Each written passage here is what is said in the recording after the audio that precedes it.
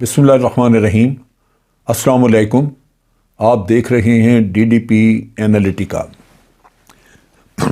आज OIC का एक गैर मामूली इजलास पाकिस्तान में हुआ, इस्लामाबाद में।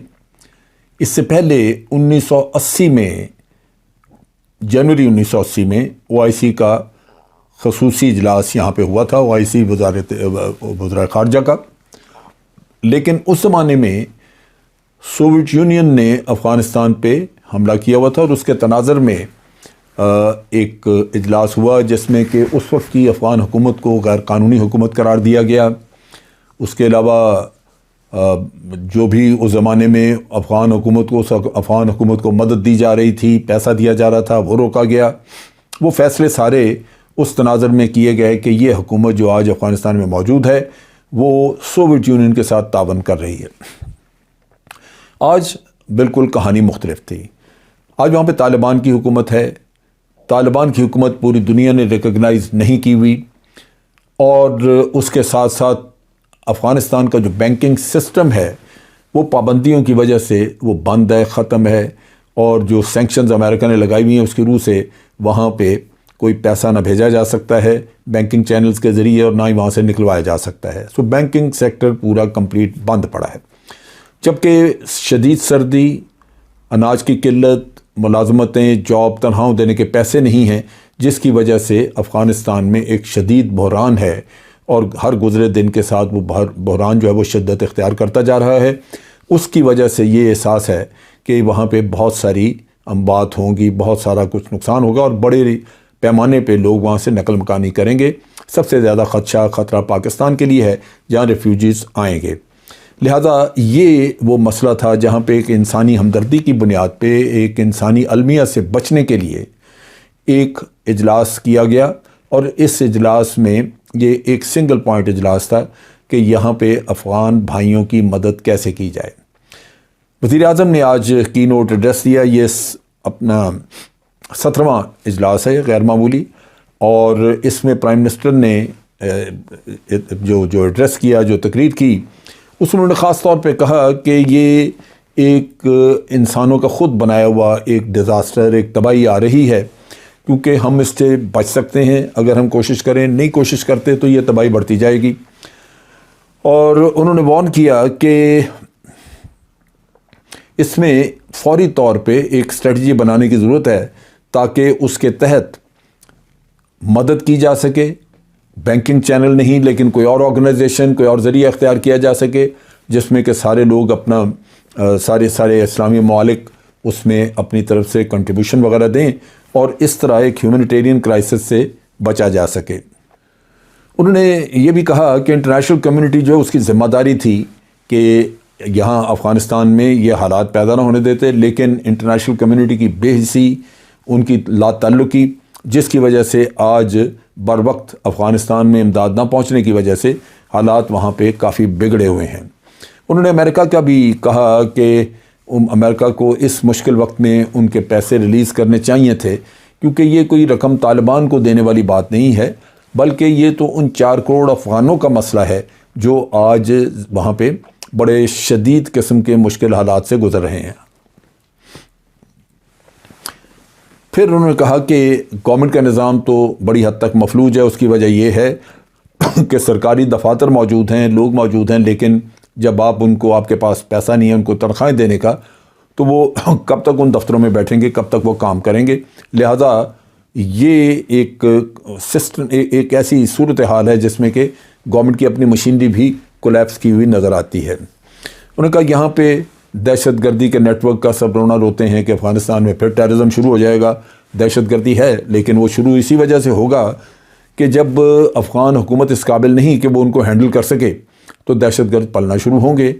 उन्होंने ये भी कहा कि यहाँ पे दाइश मौजूद है, और दाइश ने पाकिस्तान में कई हमले किए हैं, और दाइश न सिर्फ अफ़गानिस्तान में हमले, बल्कि दाइश की अहलियत है कि वो दुनिया के और ममालिक में भी जाके हमले कर सकते हैं। इसका मतलब ये है कि बाकी दुनिया को भी दाइश से ख़तरा है।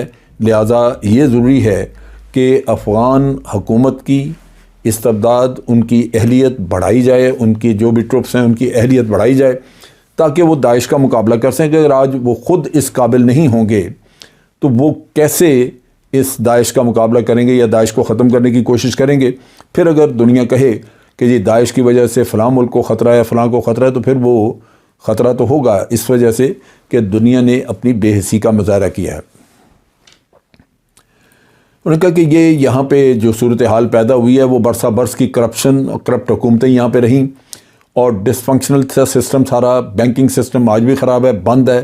لہٰذا ان چیزوں کی وجہ سے یہ آج حالات ہمیں یہ دن دیکھنا پڑ رہا ہے، اور آئندہ بھی مزید حالات خراب ہوں گے اگر ان کو ٹھیک کرنے کی کوشش نہ کی گئی. انہوں نے کہا کہ یہ ہماری سب مسلمان بھائیوں کی، اسلامی ملکوں کی ایک مذہبی، ہماری اپنے دین کی ذمہ داری ہے کہ ہم اپنے مسلمان بھائیوں کو تکلیف میں دیکھتے ہوئے ان کے لیے فوری طور پہ کچھ کریں، اپنی ذمہ داری نبھائیں، تاکہ یہ اس المیے سے اپنے مسلمان بھائیوں کو بچایا جا سکے جو ان کے سر پہ لٹکا ہوا نظر آتا ہے. پرائم منسٹر نے یہ بھی کہا کہ جو طالبان ہیں ان کو بے شک ہم سپورٹ نہ دیں، لیکن ہمیں ذہن میں یہ رکھنا چاہیے کہ جو 4 کروڑ وہاں پہ مسلمان موجود ہیں دوسرے، ان تک کیسے پہنچا جائے، ان کو کیسے امداد دی جائے، کیونکہ زندگیاں تو ان کی خطرے میں ہیں. لہذا انہوں نے کہا کہ طالبان کو بھی ہم ایڈوائز کرتے ہیں، مشورہ دیتے ہیں کہ انٹرنیشنل کمیونٹی کی جو ڈیمانڈز ہیں وہ بھی پوری کریں. ایک تو انکلوسیو گورنمنٹ بنائیں، دوسرے اپنا ہیومن رائٹس کا ریکارڈ جو ہے وہ بھی امپروو کریں، بہتر کریں، تاکہ انٹرنیشنل کمیونٹی کے ساتھ ان کے معاملات کھل سکیں، بات چیت ہو سکے اور وہ ریکگنیشن بھی اپنی کروا سکیں.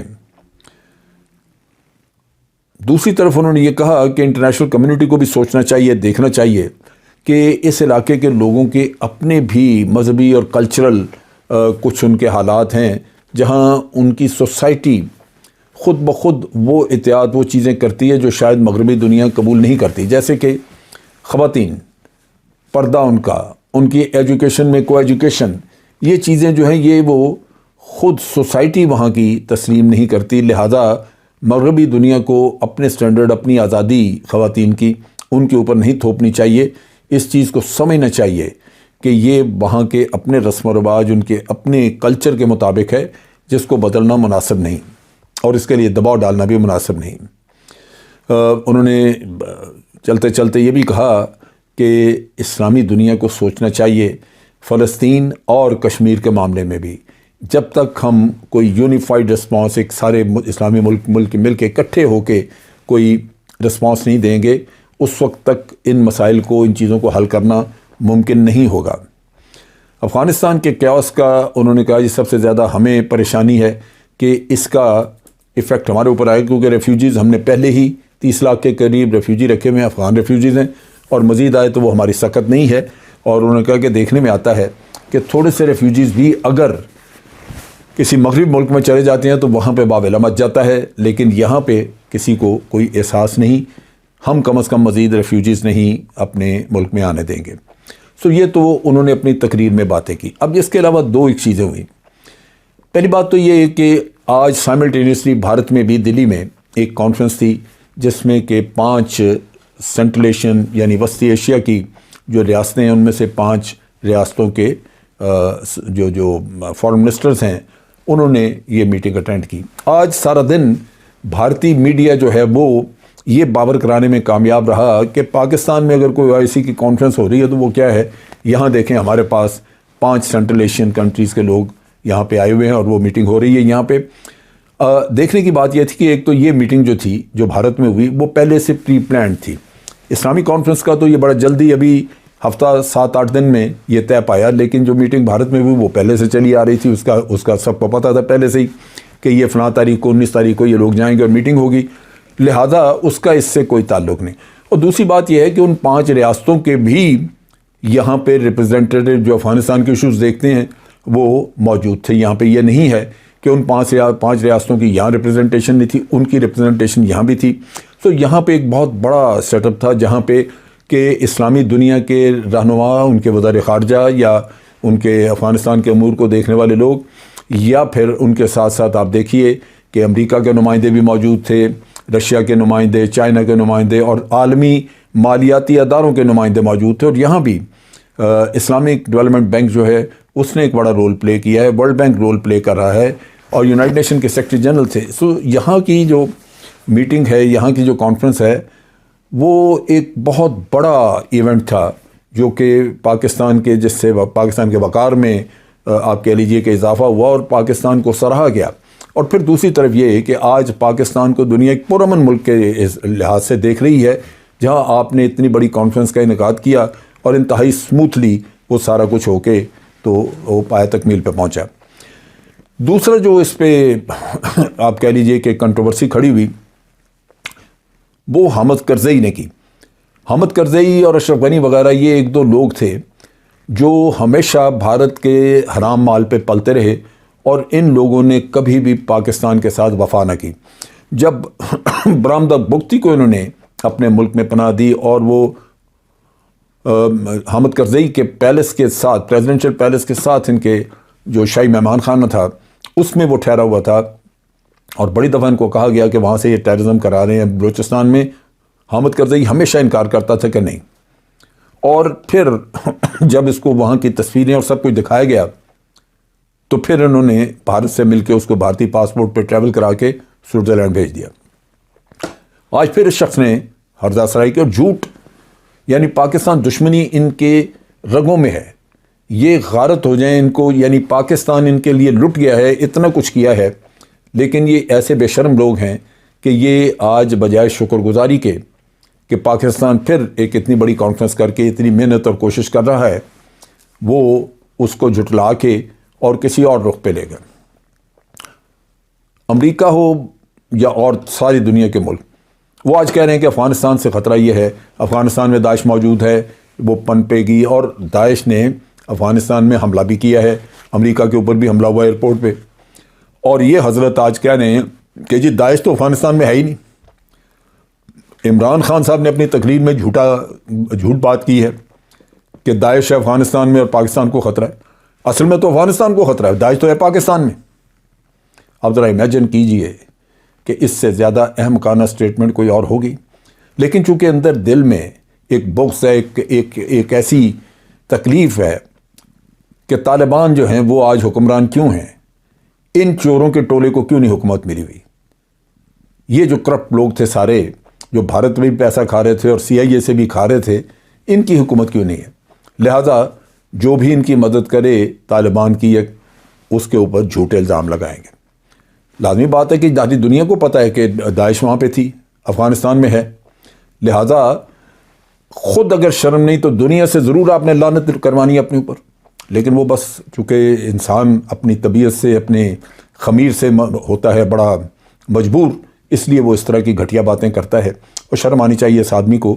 اس نے پاکستان کے اوپر الزام لگایا، در حقیقت اس نے اپنا ہی چہرہ کالا کیا. اب صورتحال یہ ہے کہ کانفرنس آج ختم ہو گئی. اللہ کا بڑا کرم ہے کہ پرامن طریقے سے ختم ہوئی. دوسری طرف یہ کہ پاکستان کو ایک بہت بڑا اعزاز حاصل ہوا. جو لوگ کہتے تھے ہمارے دشمن کہ پاکستان جو ہے وہ آئسولیٹ کر دیا، ان کے منہ آج بالکل سیاہ کالے ہوں گے، کیونکہ وہ اپنی آنکھوں سے دیکھ رہے ہیں کہ آئسولیشن نہیں، پاکستان دنیا کا ایک بہت فعال ملک ہے جو اس خطے میں بہت ایکٹیو اور بڑا پرومیننٹ رول پلے کر رہا ہے. اور یہ رول بھارت کے اس رول سے بہت مختلف ہے، جہاں بھارت جنگ کو ہوا دے رہا تھا، جنگ کے شعلے بھڑکا رہا تھا، جنگ کا سامان اشرف غنی کو پکڑا کے معاہدے سے دور کر رہا تھا. یہ وہ سپورٹ یا پاکستان کا وہ رول نہیں. پاکستان نے اس وقت بھی امن کا رول پلے کیا بات چیت کے لیے، اور آج بھی ایک انسانی فلاح کا رول پاکستان پلے کر رہا ہے، جہاں افغانستان کے 4 کروڑ لوگوں کو بھوک، افلاس اور بیماری سے بچانے کے لیے جدوجہد کی جا رہی ہے. یہ ایک بہت بڑا اعزاز ہے، ہمارا دینی فریضہ بھی ہے. لیکن اگر ہم اس کو عالمی سطح پہ دیکھیں سفارتی نقطہ نگاہ سے تو ایک بہت بڑا اعزاز بھی ہے. آج کے لیے اتنا ہی. افواج پاکستان زندہ باد، پاکستان پائندہ باد.